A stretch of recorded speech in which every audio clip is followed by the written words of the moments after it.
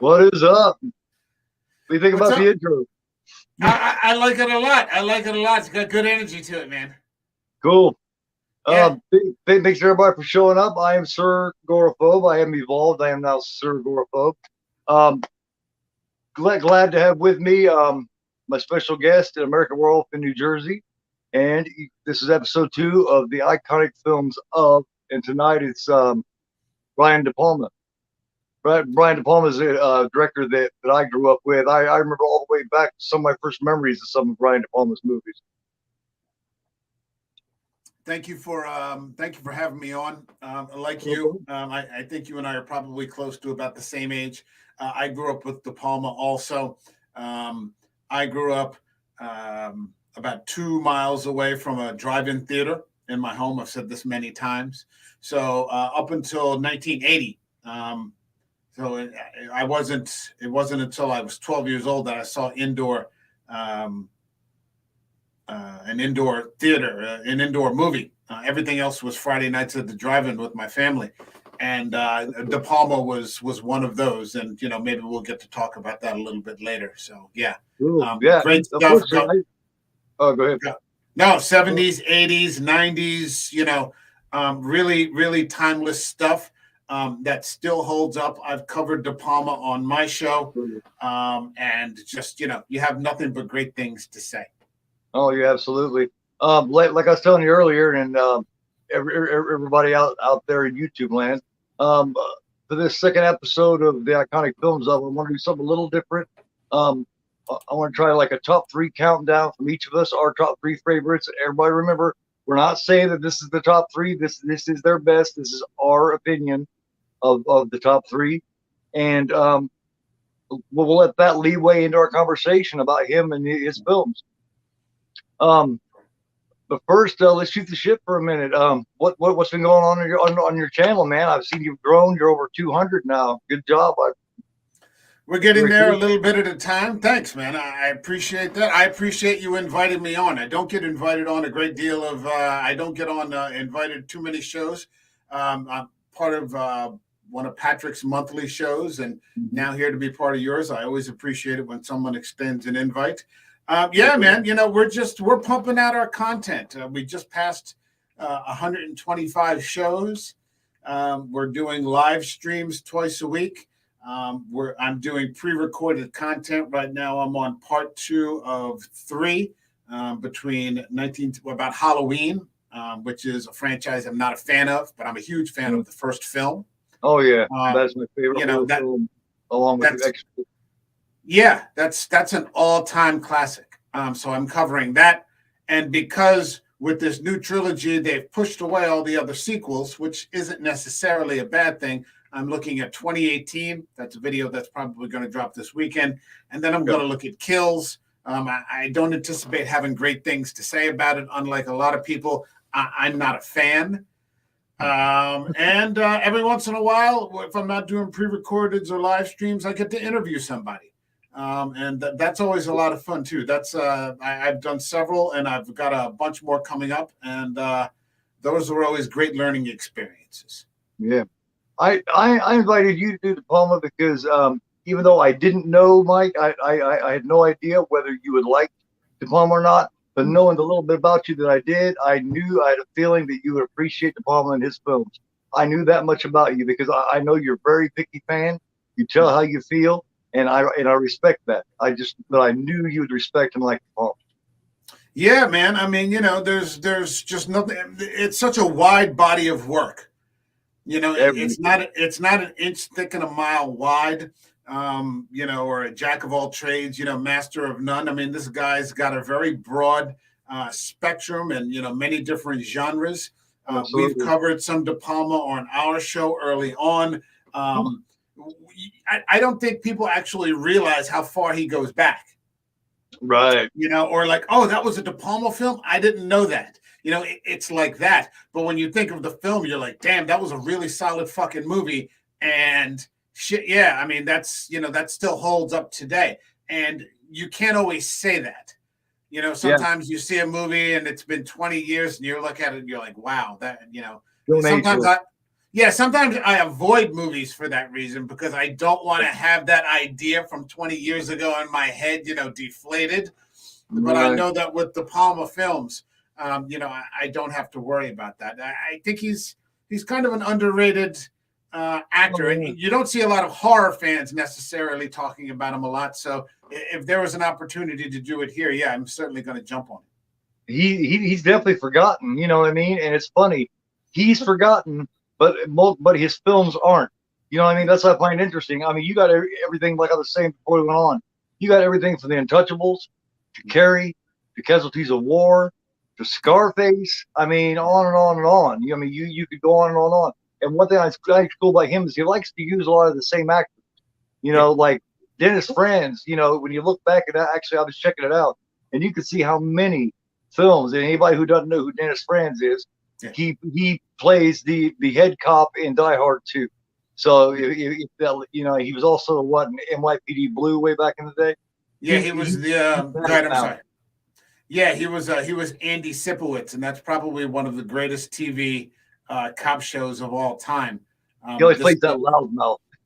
Yeah, but it's an amazing transformation over 12 seasons. I think that show was, as he, he was a drunk, and his life's a wreck, and just to watch him over those seasons as he transforms, from struggling with alcoholism and all the tragedy he experiences in his life. Dennis Franz is a hell of an actor. Oh, hell yeah. And he used Nancy Allen a lot. He liked to use Amy Irving. His cast was always solid as well. Did you have any trouble coming up with a top three? Do you have any like any honorable mentions or anything like that didn't make the top three or anything like that? I probably have some honorable mentions. Yeah, I could probably do that. I don't think that would be a difficulty. Yeah. Well, no strain there. If you want to talk some honorable mentions, if you want to do, we can shoot for, one or two honorable mentions and then do a top three. Yeah, that's cool. Give me three honorable mentions. And tell me about them. Tell me why. Okay. An honorable mention, I would say, is Scarface. Oh wow! Scarface is not a movie that I enjoy. Really? But I'm not. I have, and especially as I've gotten older, I've sort of just worn through on mafia movies or crime lord movies, these sorts of things, because as I've gotten older, I just think that they sort of mistakenly glorify crime. I had a friend who pointed that out to me once. Whether it be the Godfather or Goodfellas or something like Scarface, they sort of glorify these awful people, and everyone in it's a good movie, but everyone in it is just awful. And I don't like movies where there's no one to root for. I mean, Tony Montana is he's a monster. He's just, he's a scumbag. The people who take him out are probably worse than him. There's absolutely no one to root for in that entire movie. I remember making a comparison. We talked about this once on my show. We were talking about The Godfather, and that Vito Corleone is sort of portrayed as this heroic sort of man of the people, protecting the old way of life and rejecting modernity and all these sorts of things. But he also has people cut off a horse's head and stick it in another man's bed just because his godson or his son-in-law or something doesn't get to play a part in some movie. Just to let him know that he can get to it. Yeah. Yeah, and you're just like, yeah. I mean, The Godfather is a perfect film. Don't misunderstand me. It's an absolutely perfect film. I think the story of Michael Corleone is a tragedy. But then again, that's another thing I'm tired of too, Pacino and mafia movies. Right. These sorts of things. It was nice to see him a couple of times play police officers, that sort of thing. It is a good movie. It's gritty. It's graphically violent, that sort of thing. It has its place. I guess I would sort of mention it, just because I have mixed feelings about it, but I recognize parts of it that are noteworthy. Oh, definitely. That sort of thing, without being a fan of the film. Right. So Scarface would be one. Okay.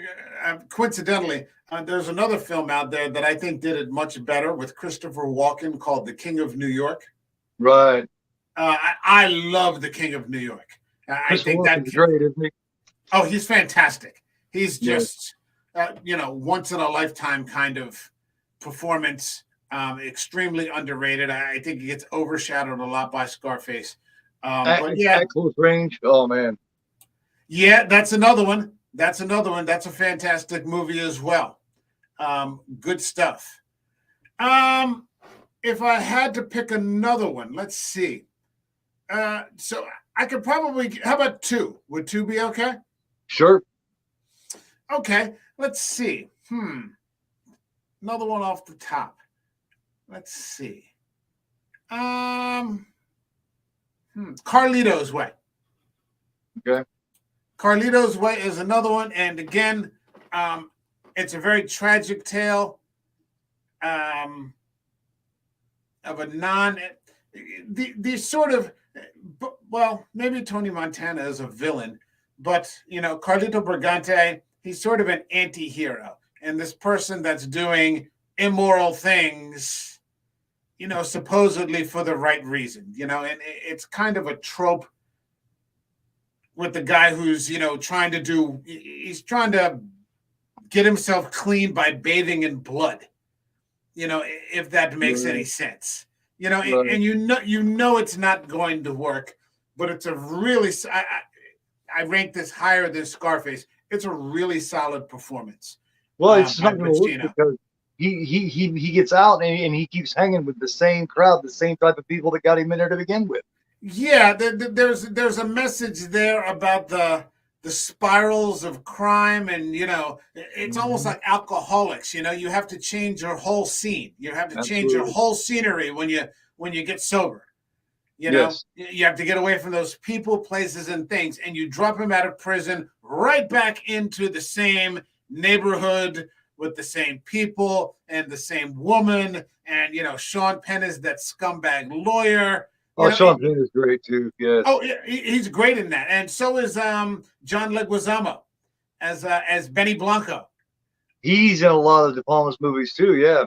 Yeah, John Leguizamo is great as the up and coming. He wants to be Carlito Brigante. Yeah. And Carlito, so he sort of snubs him, which on the street. Yes. You can't allow that.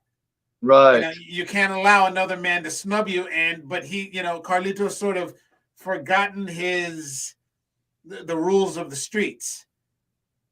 Right. And it ends up being John Leguizamo who kills him at the end of the movie, just as they're about to get away. Louise Guzman as his friend. And I can't remember his name in that, is also, and Louise Guzman is always great. I could watch it, and if I see Louise Guzman in a film, I know it's going to be good, or at least his performance is going to be good. He's one of the great underrated character actors of our time. Yeah, he plays Pachanga or Pachanga, and he was also in Oz. For anybody who's seen Oz, he was in Oz. Oh, he's been in a ton of movies. It's fantastic stuff. So I would probably go with those two. I like Carlito's Way. I recognize Scarface for what it is, but yeah, I have no desire to kind of see it. But I respect its place, and its ranking, because there is something there to it. Right. All right. In the chat here we got Muhammad. Not a Depalma movie, but what are your thoughts on Goodfellas? I love Goodfellas. I think it's one of the best casts put together. Of course, all those mob movies always have great casts.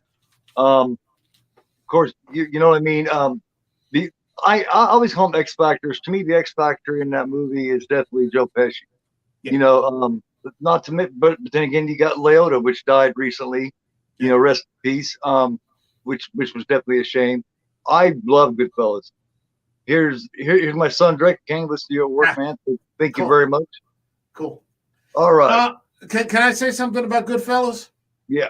Yeah, go ahead. Goodfellas, I like Goodfellas a lot. I think it's a great movie. It's got a weird energy to it, though, and the energy of the movie changes after Pesci dies. Yeah, yes, it does.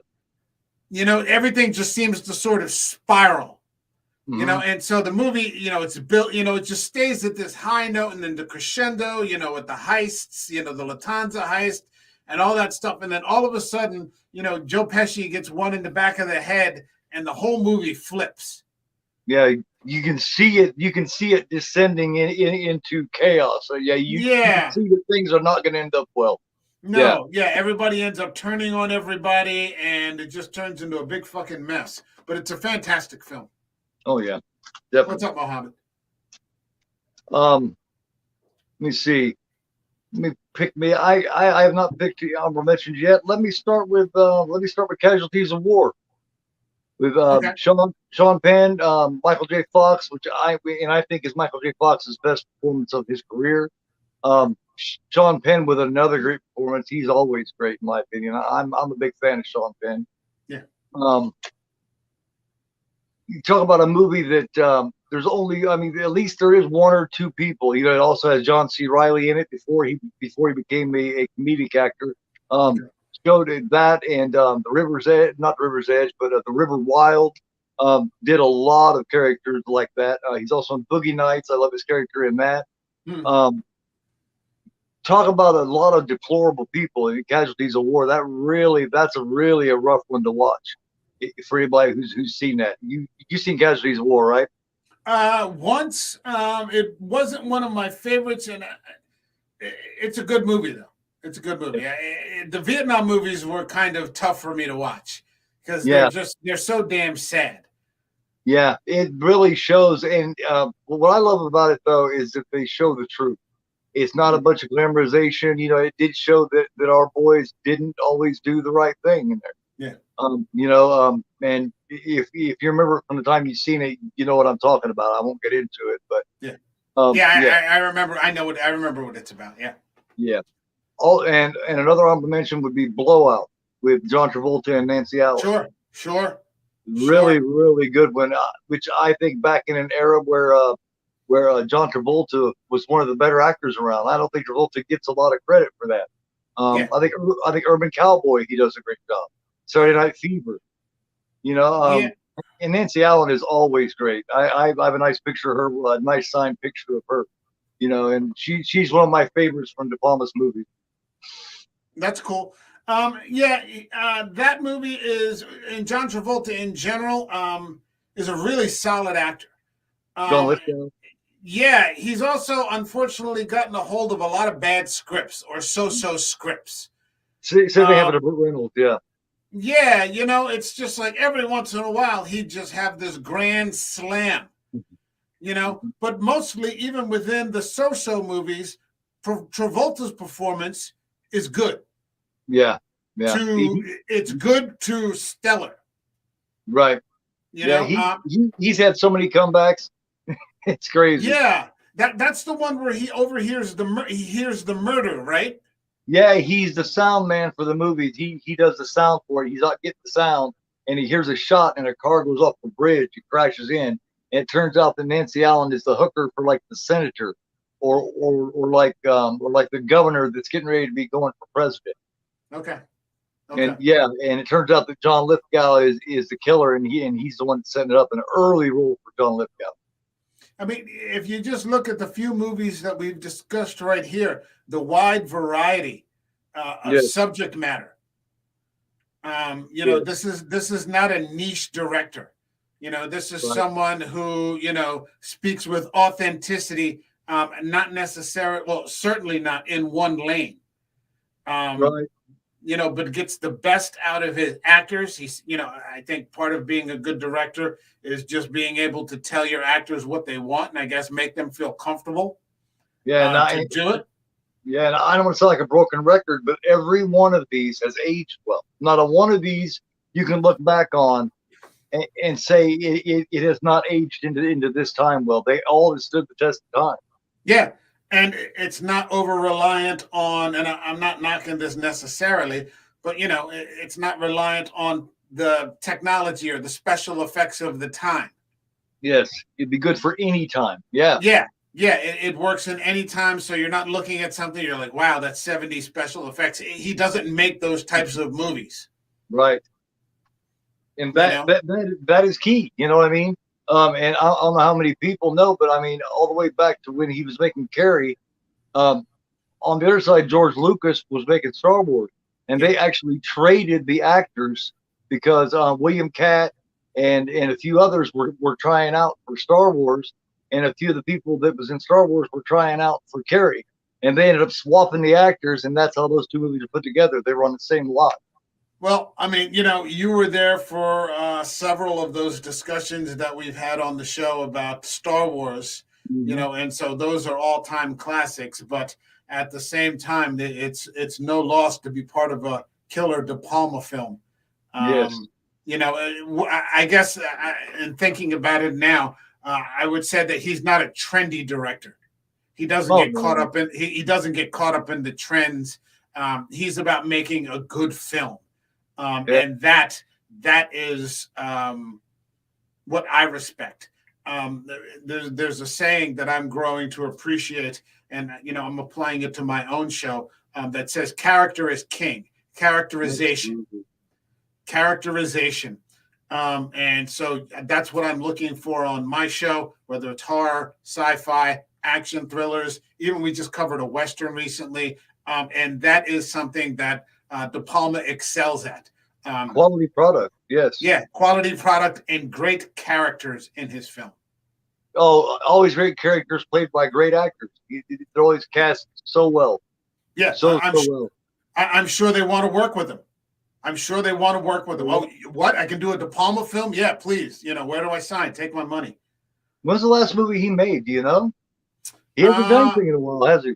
Hold on a second. I got IMDb up here. Give me a second. He's got 2019. It was right before COVID, called Domino.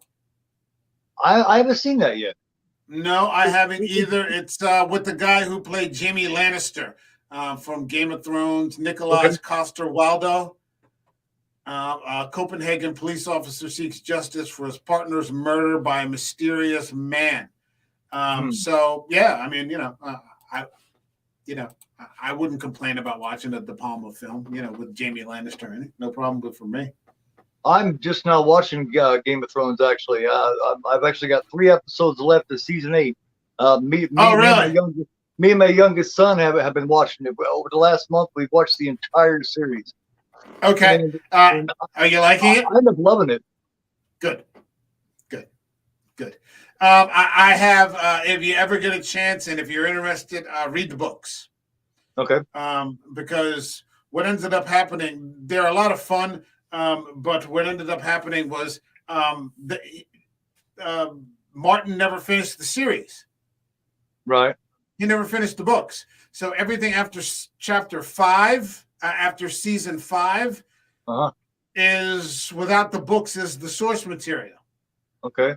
Well, so they did pretty good considering. I mean, all things considered. Yeah. We hope that one day he'll finish them. I don't know if you know this. Right around the time Stephen King wrote Salem's Lot, he wrote a vampire novel that's actually really fucking good called Fever Dream. Okay. I think it's from like 76. It might have been the year before Salem's Lot or the same year, and it just got overshadowed by Salem's Lot. But he wrote a really solid vampire flick. Very cool. So if you ever get a chance, they never made it into a movie, though. Fever Dream, you say? Fever Dream. It takes place on a Mississippi riverboat at like after the Civil War. Cool. Yeah. Cool. Yeah. It's a good movie. Right. A good book. Well, ready to start with the top 3 countdown? Yeah, man. Rock and roll. All right. Give me your number 3. Best Depalma. My number three, it probably goes outside. I don't even know if people know that this is a De Palma film, but I loved it the first time I saw it, and I've seen absolutely nothing since then to make me feel otherwise. You know that I'm not a fan of franchises and endless sequels, but this is one of those films that is just, or one of these series that just, it's done a few of them over the course of 25 years or so, and they just keep getting better. Believe it or not, it's one of those rare things. I went with the original Mission Impossible. Oh, okay.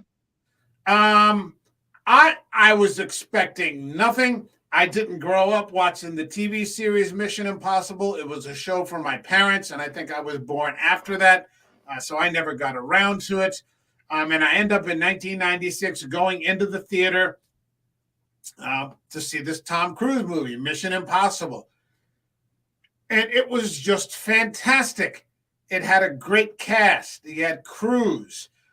You had Jon Voight.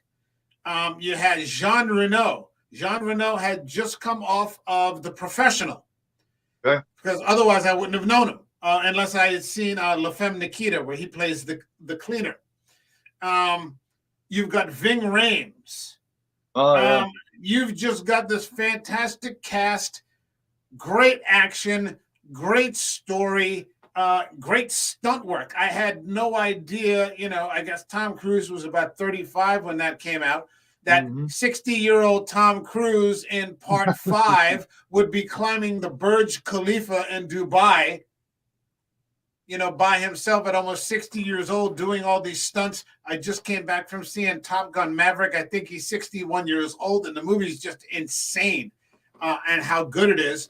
Wow. But, I mean, it's just to watch him, I've grown into such a fan of his physical action.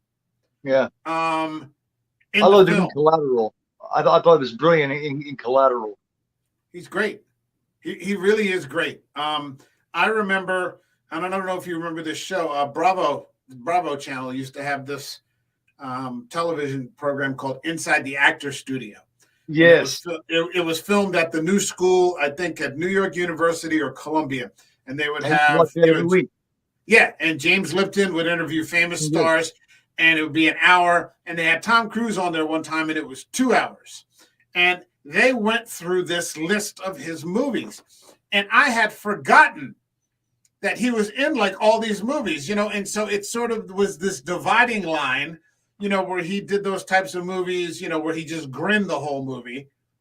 And then they would list another movie. You're like, oh, shit, I forgot he was in that. Oh, he was in that. He was in that. And it's just this body of work that has just kind of snuck up on me.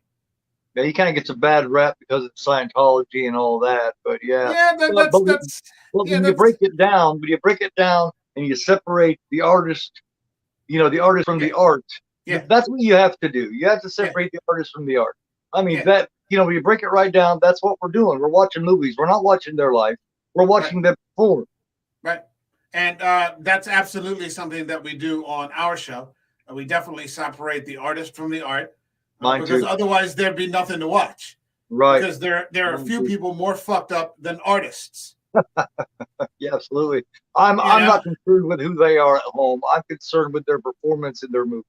Yeah, absolutely. I mean, if you go down the list, I mean, Jesus, what a fucking mess. But, they're artists, and so they all seem to have, or a lot of them seem to have some sort of hole in them, that they fill with whatever.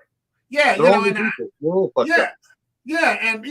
all fucked up. And I don't want, the guy who does my taxes, starring in the movie that I watch. I want to watch Tom Cruise. I don't want to see my friend the accountant, sitting in an F-18, trying to do whatever. I don't want to see that. I don't want to see him, trying to break into the Kremlin. Yeah, great guy, but he's not going to break into the Kremlin. I'm not going to believe that, that's going to happen. Fantastic dude, but you don't see any Oscar nominations in his future. No, swell guy. I wish him the best. You know, he gets me as much money back as he can every year. You know, this, that, and the other. You know, I'm not saying he's fudging the numbers, but you know, he does me right. Unfortunately, really, when you come down to it, the more talented, the more artistic the person is. It seems like the more personal issues that a person has. It seems to come hand in hand. You know? Yeah, I saw this thing on YouTube the other day, and it was an interview with David Duchovny from the X-Files. Mm-hmm. And Duchovny was going through the timeline of his career. You know, he was saying he wanted to be a movie star. He didn't want to be television because, you know, television back then was considered butt. You know, that was like third rate. You know, and that's what he ended up becoming. You know, this all-time, you know, beloved, you know, television star. But he said at the end of it, he goes, you know, for all of us, you know, he goes, it's like a disease, you know, because you can never be satisfied. You know, it's got to be it's always got to be the next thing.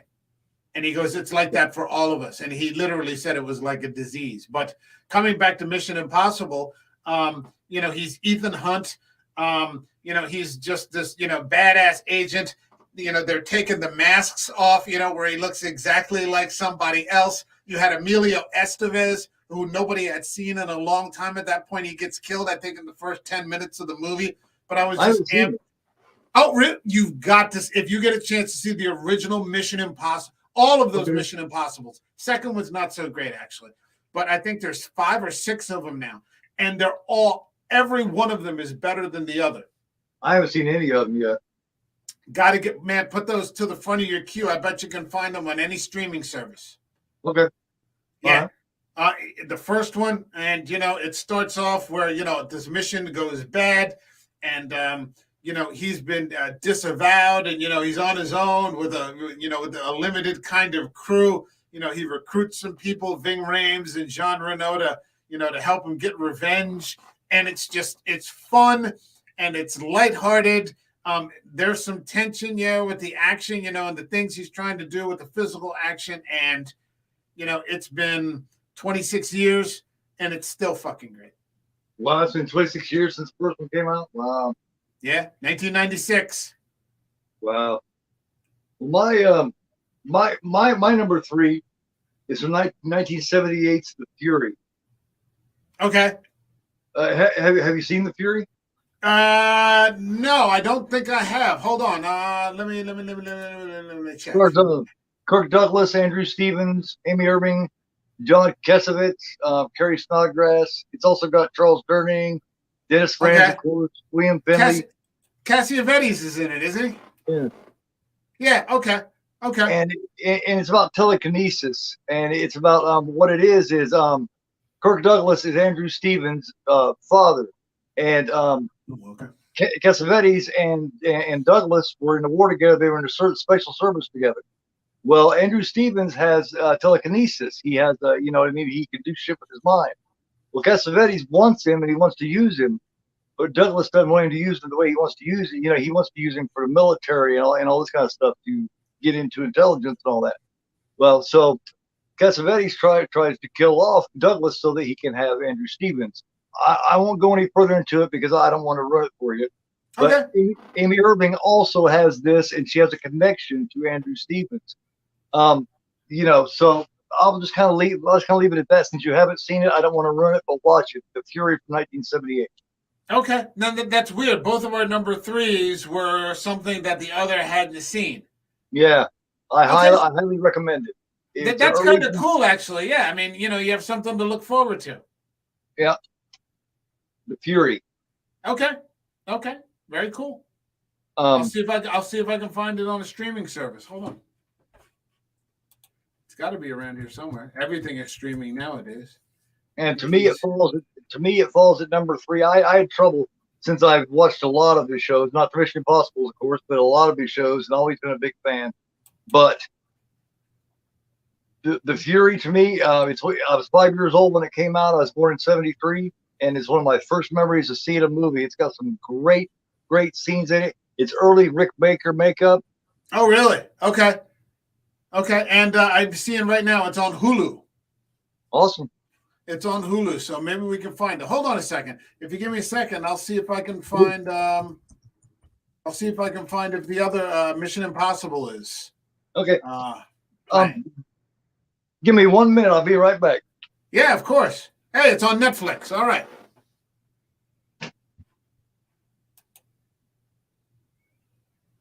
So, Netflix is playing Mission Impossible, and The Fury from 1978 is right now on Hulu. So if you're catching this in the stream or on the replay, you should be able to find them there. If it's a Depalma film, then yeah, I mean, why would you hesitate? Fantastic stuff. Gore has a nice little collection back there behind him. I'd like to get a closer look. That's really cool. That's cool. All right. Sorry about that. No, not at all. So I found out that Mission Impossible is available on Netflix if you have it. Yes. And it's available, so you can catch it anytime. The original, 1996, and The Fury is available on Hulu. So anybody that's in the live stream or catches it on the replay can catch it. Here's a cover of the DVD. Oh, okay. I've seen it before. I've seen that cover before. Okay, I've just never seen the movie. Very, very good. And like I say, it's got a hell of a cast, just like he always has. And it's got a very young Daryl Hannah. And before anyone knew who the hell she was. Before Splash. Oh yeah, well before that, and before she did let me see, The Final Terror, before she did Reckless. Okay. Reckless was a really cool show too. That was the one with Aidan Quinn, wasn't it? Yes. Yeah, very cool show for many reasons. Yeah, it was kind of the Teen Rebellion, her Teen Rebellion movie. Okay, I vaguely remember. Yeah, I remember. Yeah, seeing it in the 90s. Not to mention a Full Frontal. Yeah, that I remember as well. Yeah. I don't remember much else about the movie, but I remember that. Yeah. I had to get it simply for that. Sometimes I'm a very small petty man. There's nothing wrong with that at all. All righty. Since we can't really talk about the Fury much, because I really don't want to run it for you, because I really think you'll enjoy it. How about your number 2? Okay, my number 2 was something I actually saw in the theater. And again, it's another movie with a stellar cast. And it's counter to some of the other movies that I mentioned before, and I'll get into why. I went with De Palma's film, The Untouchables. I love this movie. Yeah, Al Pacino as, yep. This is De Niro. Oh yes, De Niro as as Al Capone, and I loved Connery. Yeah, I was 18 years old, so when this movie came out, so I was more impressionable than I am now. And I liked the idea of showing Al Capone for the monster that he was. Yeah. Now you don't mind that one, but I'm kind of curious. You don't mind that one, but you don't like the Goodfellas and things like that. And I'll explain why. Okay. What they did, Goodfellas is a true story, so it's a little complicated to complain about it. Right. But I feel that, for that and Carlito's Way, and maybe in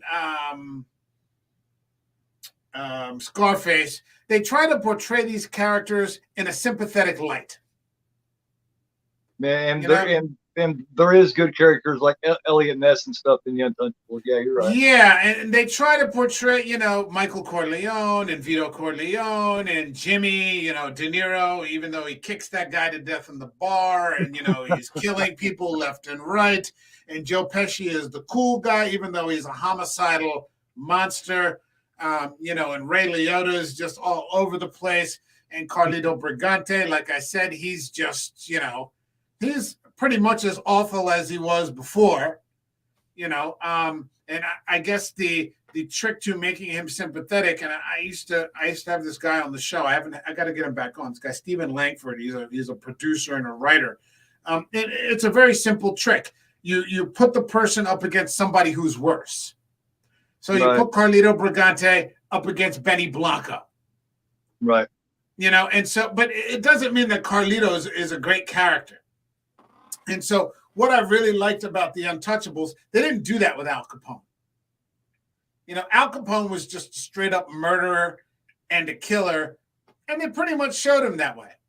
Yeah. And they had this awful way of showing the mob or the news media sort of schmoozing with him.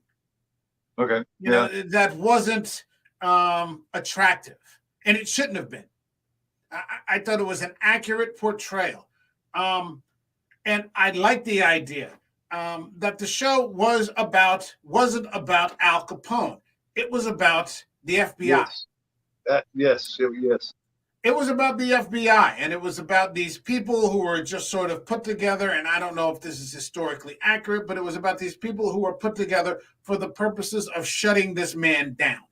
Basically, the creation of the FBI as we know it today. You know what I mean? Yeah, going after organized crime this way.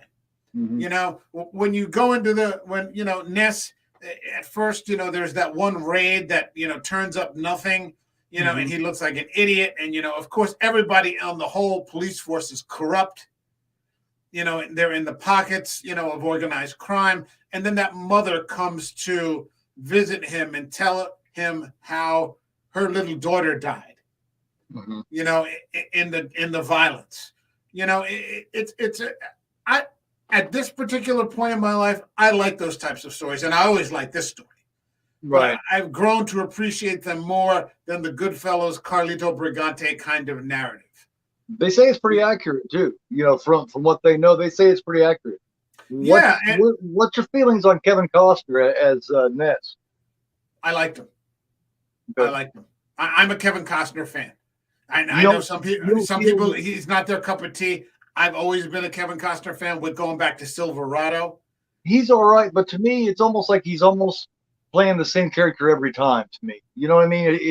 I feel like he has a limit to him. Yeah. He's not, he's not Kenneth Branagh or anything like that, or, these, Shakespearean actors. He's not Daniel Day-Lewis, or anything like that. Costner's always playing Costner. Right. And is it better than Adam Sandler always playing Adam Sandler? Yeah. But, wherever he goes, there he is. It's that kind of thing. Right. But, he sort of sticks to movies that allow him to do that without it seeming too ridiculous. Right. It never becomes a bridge too far, to see Costner playing Costner. I liked him as Ness. I liked Andy Garcia. First time I ever seen him was in Godfather 3. Yeah, okay. So first time I ever seen him. This was the first time I had seen him, and he was fantastic. I loved Sean Connery. Oh yeah, in this movie. Yeah, and he's just, and the fact that these people are dying.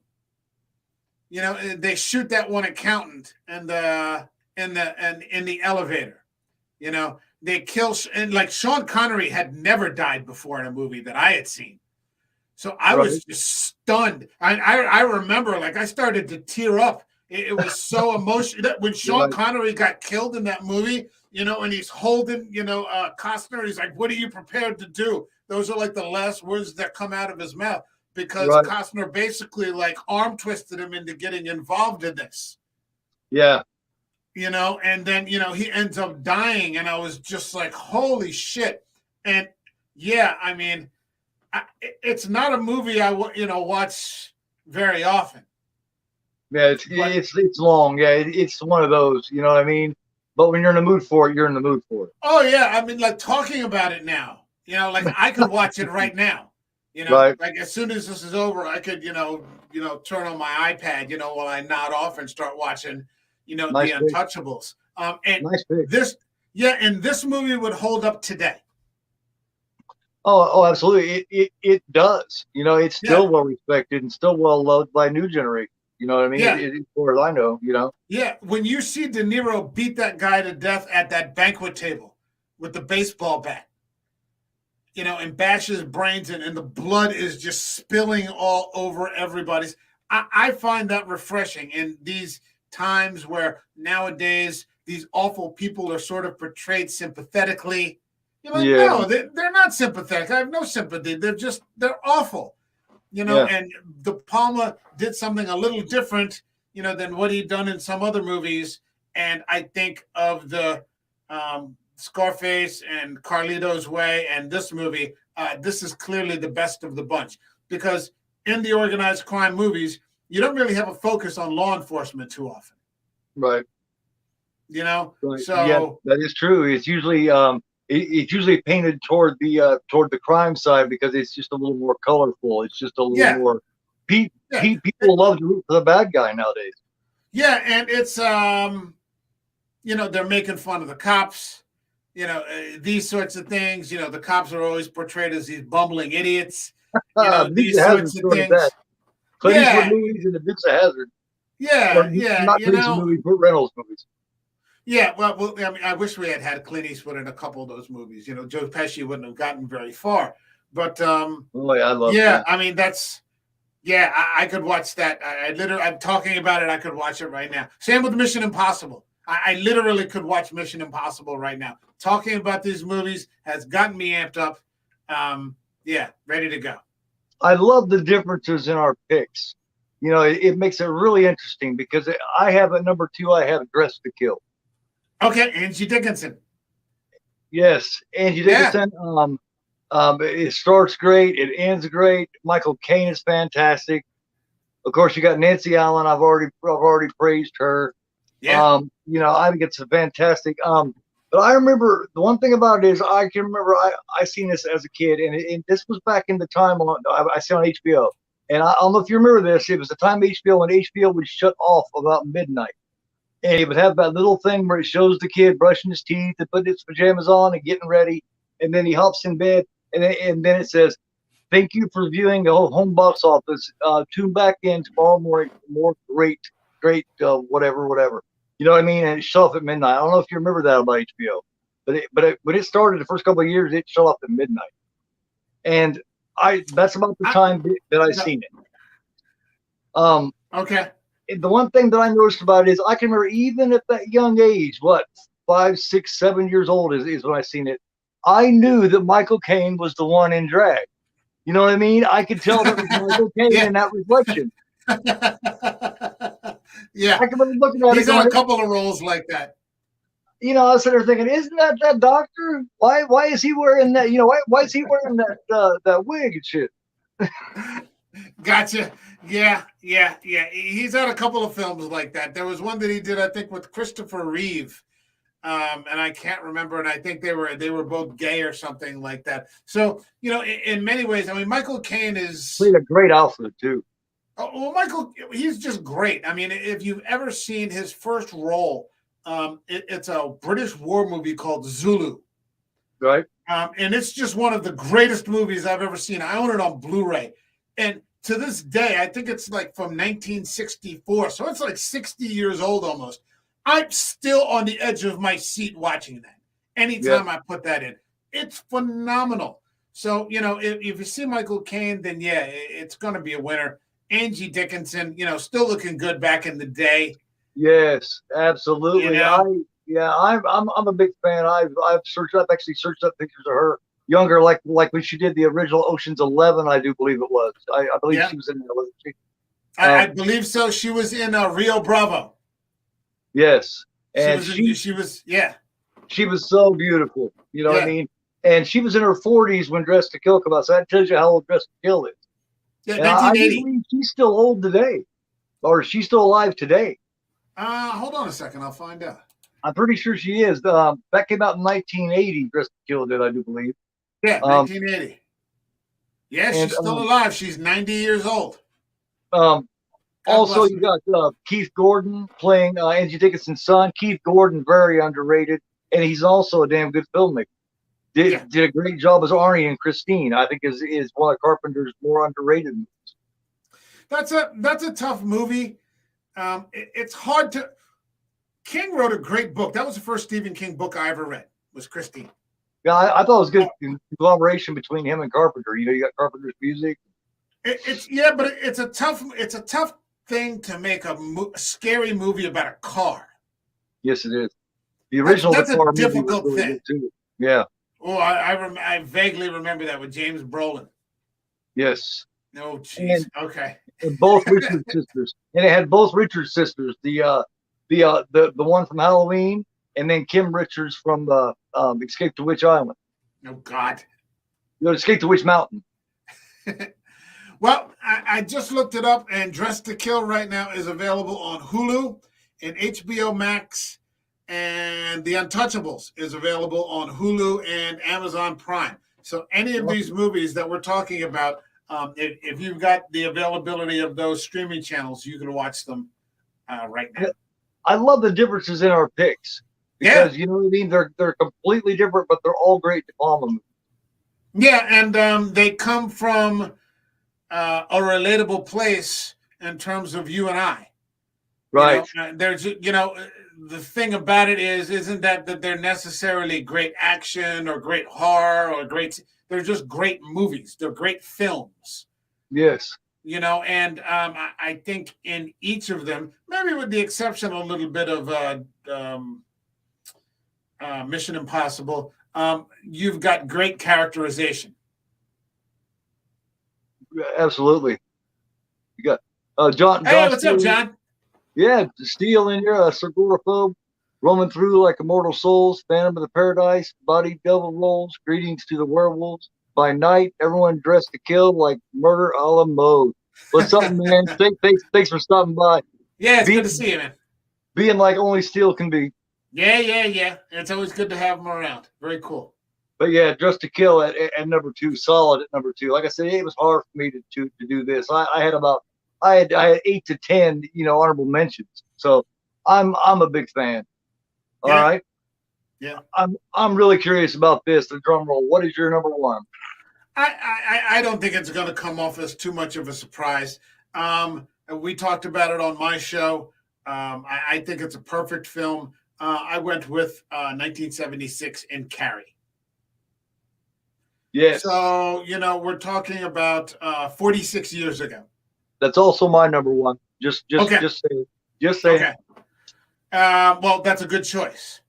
And it is perfect. Yeah, it's a perfect film.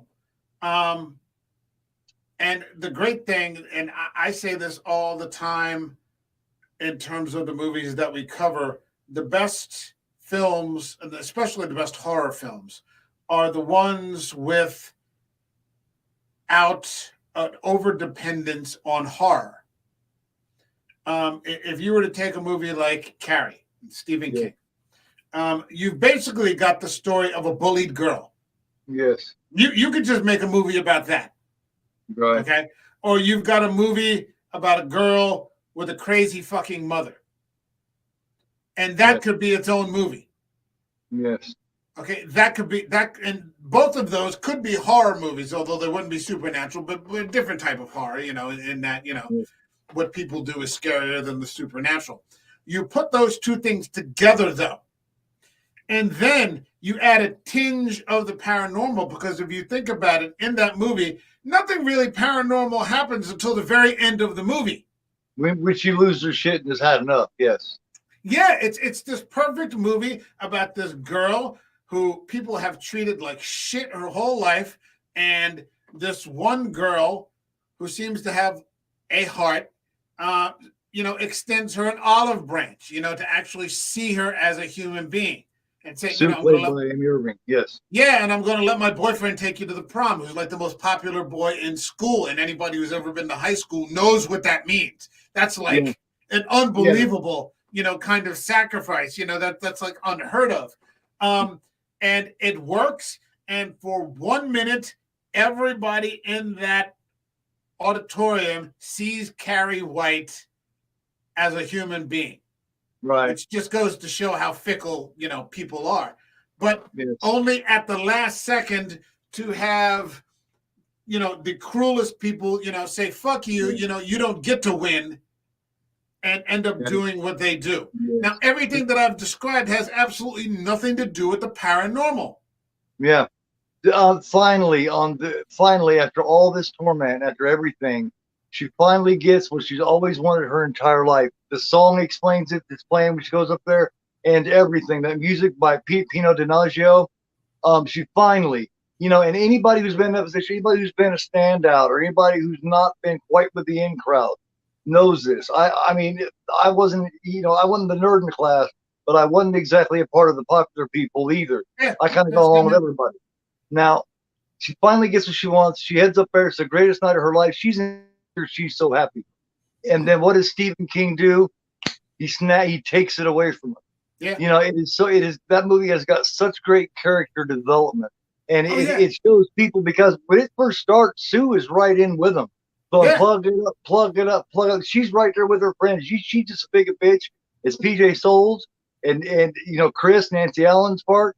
But she's the one that sees, because that coach tells her, hey, Carrie's a human too. It clicks.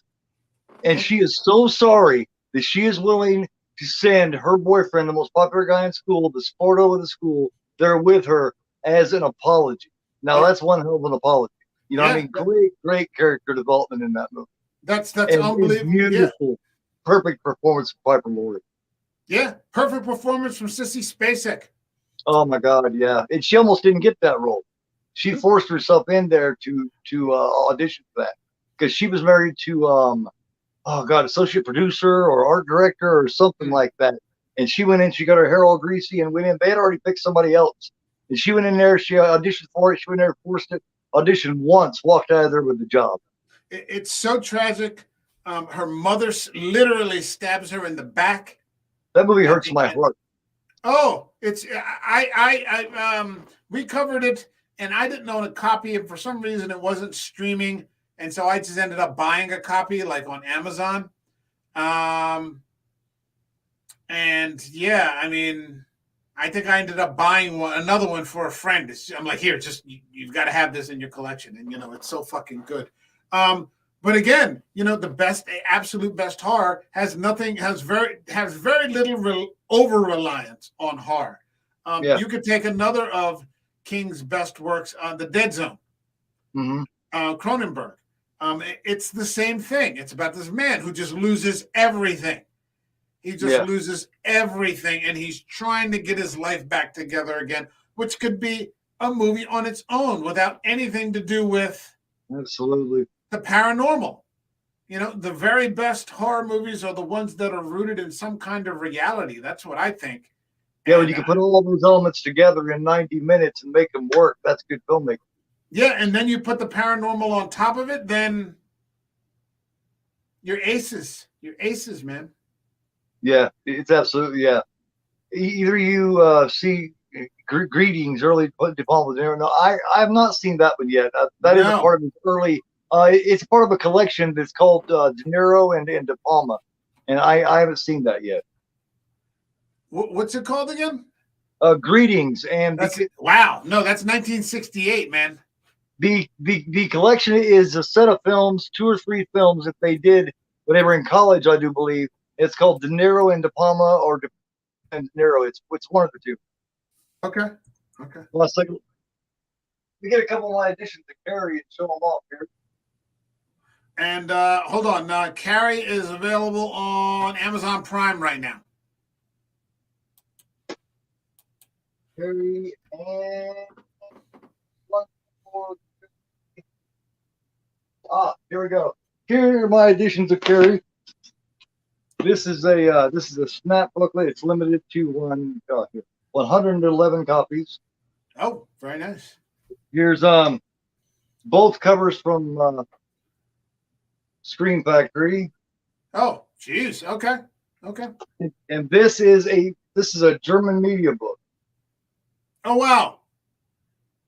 Sweet. And it's got a book with all these pages with it. It's a DVD Blu-ray combo, and you get all kinds of essays and commentaries, all kinds of shit going on.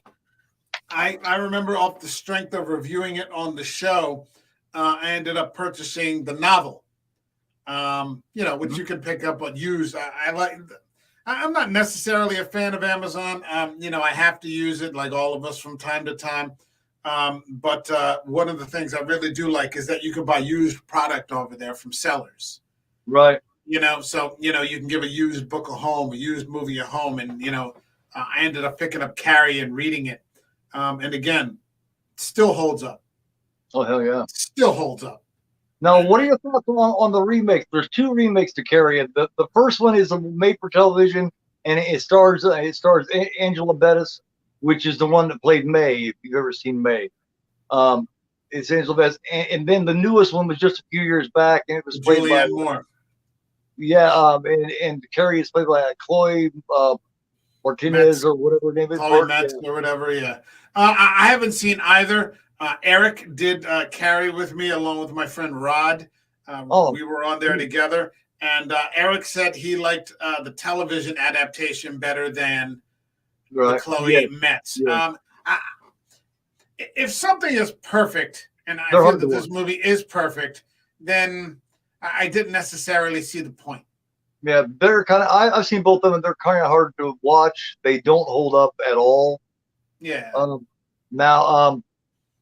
No, it's Patricia Clarkson that plays Carrie's mom in the television one. I do believe. Oh, really? She's always kind of scary.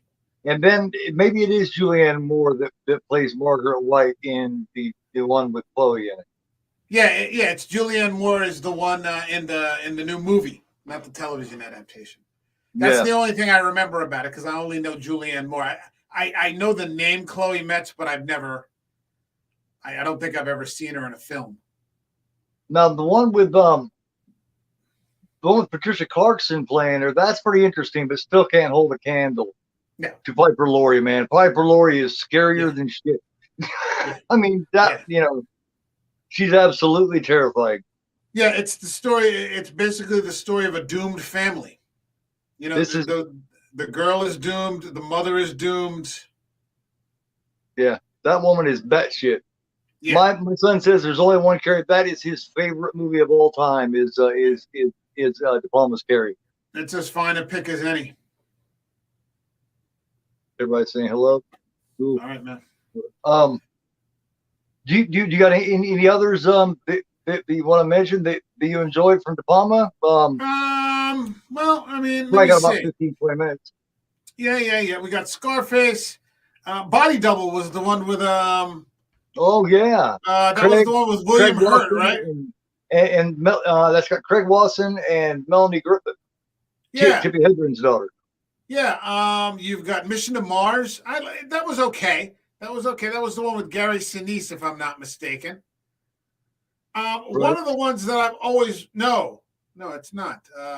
Tim Robbins. Yeah, Tim Robbins and Gary Sinise. That was pretty good. It was okay. The one I've always wanted to see that I never got around to was the Black Dahlia. Yeah, I seen part of that. It's one of those where I've seen almost all of it, but not all at once. You know what I mean? That was the one with when Scarlett Johansson was at her ultimate hotness. Right. Remember there was like a 5 or 10 year span where she was just like the most gorgeous thing. I thought so. So, but I never got around to it. Yeah, it's I seen part. I haven't seen it all together. It didn't catch me. So okay. It's not something that I've sit down and just watched from beginning to end. Like I said, I've seen parts of it. I've seen almost all of it, but never all at once and never in sequence. There's also Raising Cain. Raising Cain, that right there. John Lithgow, always Lithgow. Yeah, always great to see Lithgow. Now that I liked it, but not as much as I thought I was going to. Yeah, the ending was the ending let off a little bit. I thought. I thought it felt a little forced. It's been a long time since I've seen it. I think it's a 90s movie or 2000 or something like that. So I'd have to take a look at it again. Here, hold on. Here, just a minute. Raising Cain. Okay. 1998. Okay. Well, that's still 24 years. Yeah. And still 24 years. even though I felt it was kind of forced, and it definitely wasn't any of De Palma's best. John Lithgow was still ridiculous in it. You know, he's always ridiculous, and he plays what 3-4 roles in it. The worst De Palma movie is probably 65 to 70% better than most everything else that gets released. So even if you're at the bottom of the barrel with De Palma, you still only got 3 out of 10 that are better than that. And if you go all the way to the wall with it, then you're with a movie like Carrie or one of the movies that you selected or something like that, and then you're at the top. So, I loved how our picks were completely different, except our number one was the same. You know what I mean? Everything is completely different, but we both agreed the best one is Carrie. And it just strikes so many different emotions, Yeah. When I was talking, I mean, like I said, literally Mission Impossible at 18 years old. Yeah, not Mission Impossible, but the Untouchables. Watching Sean Connery die. Yeah. That's awful. It's just awful. Right. Yeah, it's because it's not. Right. It's just so damn unfair. Right. Yeah. Bonfire of the Vanities. I forgot about Bonfire of the Vanities. I never saw that. I seen part of it. It didn't catch me very good. Is that a De Palma, John? Yeah, it is. Is it? It is. Yeah. It failed miserably.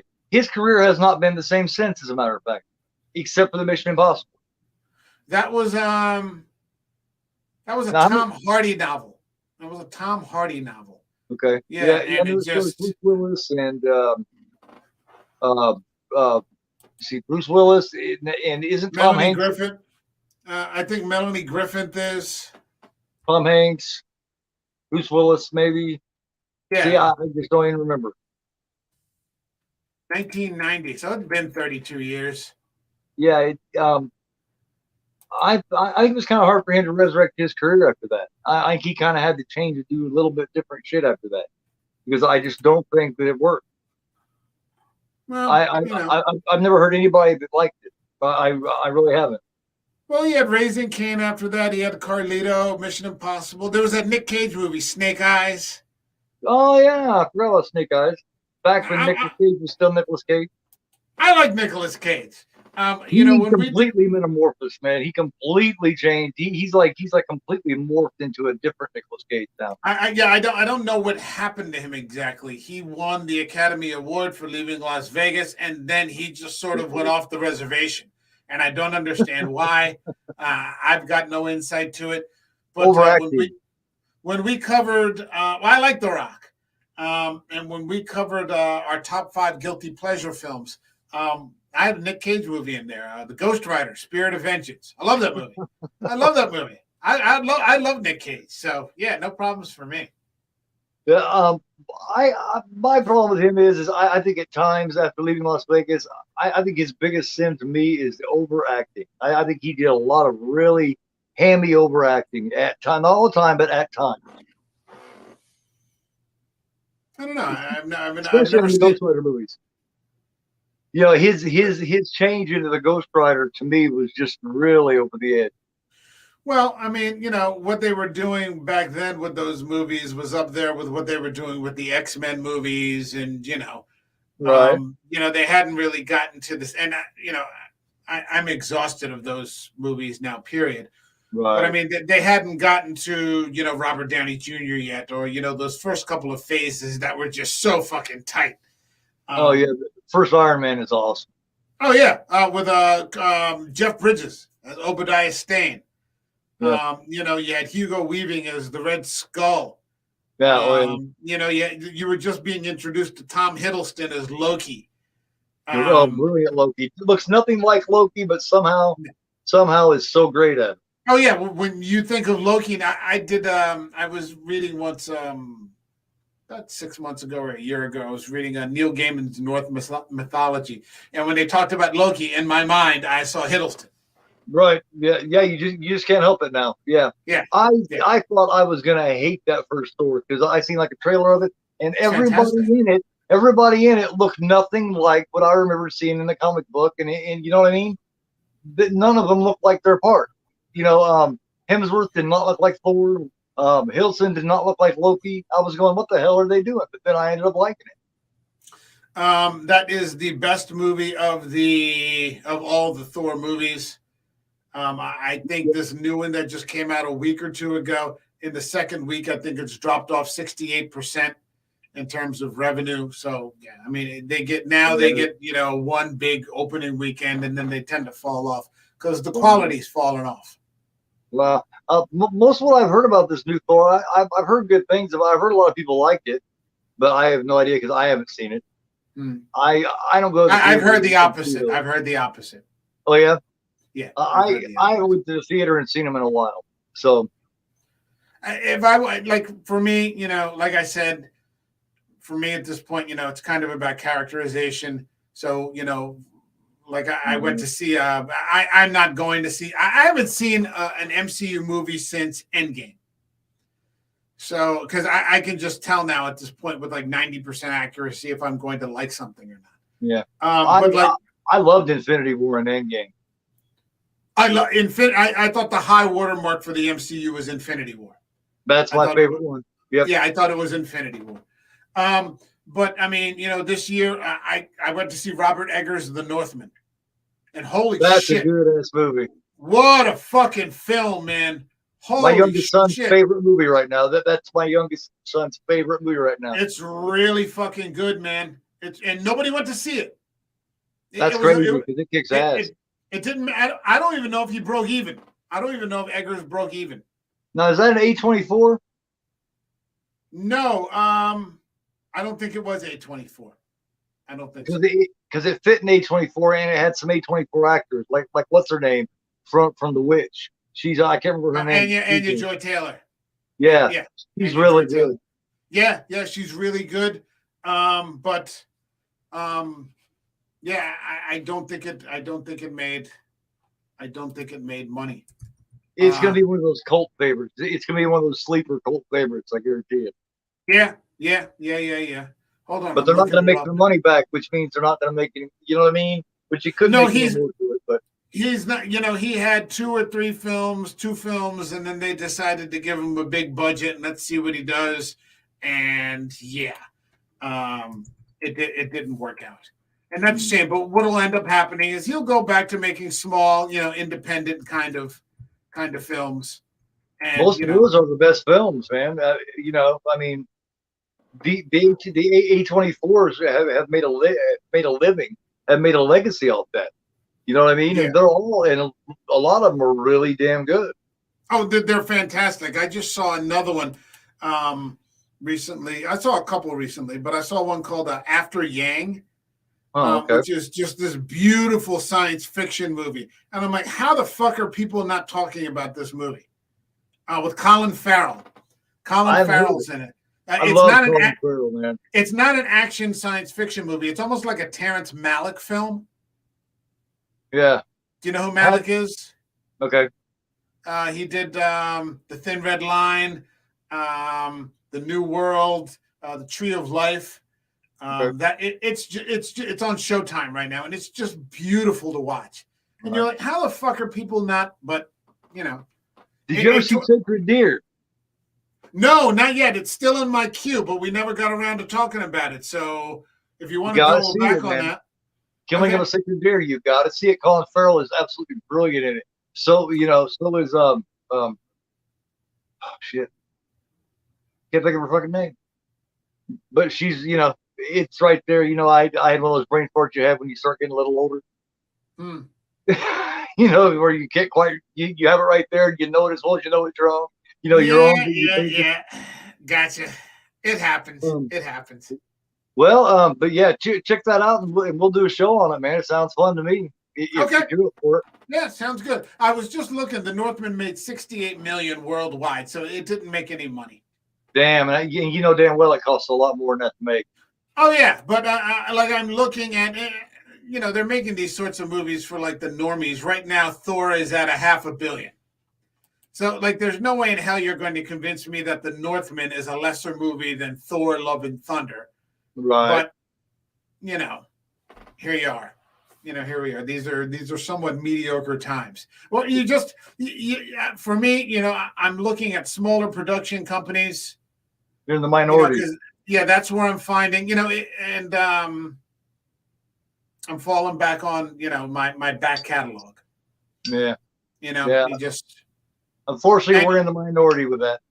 Well, I think as long as, we're not quiet about it, and if it sucks, and I'm going to say it sucks, and I'm going to tell you why I think it sucks. I'm not just going to, yell it out. That's why I'm making this movie on 2018 now, and it'll be out this weekend.